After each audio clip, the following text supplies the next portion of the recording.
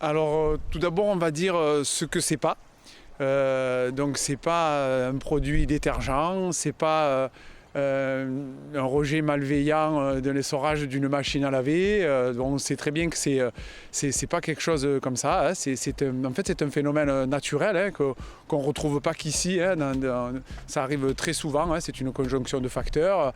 En fait, c'est une microalgue contenue dans le phytoplancton. Hein. Le phytoplancton, c'est l'ensemble des êtres vivants végétaux qui vivent en suspension dans l'eau. Et cette microalgue, lorsqu'il y a une certaine concentration et surtout lorsqu'il y a des coups de vent, lorsqu'elle est très agitée, elle va produire cette mousse hein, qui est même visqueuse et même gélatineuse. Donc c'est pour ça que ça peut induire en erreur.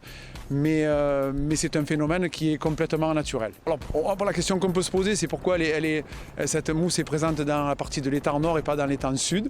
Tout simplement, c'est que cette microalgue est beaucoup plus présente et de façon beaucoup plus concentrée dans l'étang nord que dans l'étang sud, qui même s'ils sont juxtaposés, n'ont pas la même vie, n'ont pas les mêmes caractéristiques naturelles tout simplement. Alors ce phénomène-là, on ne le retrouve pas qu'ici, qu'à Fos-sur-Mer. Vous pouvez aller voir sur les réseaux sociaux ou sur Internet, il y a aussi des choses bien. Donc vous allez voir que dans le monde entier, sur la côte d'Opale, récemment ça s'est passé dans le sud-ouest, il y a eu pareil une conjonction de facteurs qui a fait qu'il y a eu cette explosion de cette microalgue-là, qui a développé énormément de mousse. Ça peut même se mesurer en dizaines de centimètres sur les côtes concernées.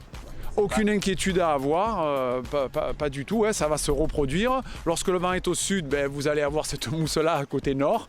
Et lorsque le vent est au nord, vous allez l'avoir sur la digue de Mègle dans certains endroits. Mais pas d'inquiétude à avoir de ce côté-là.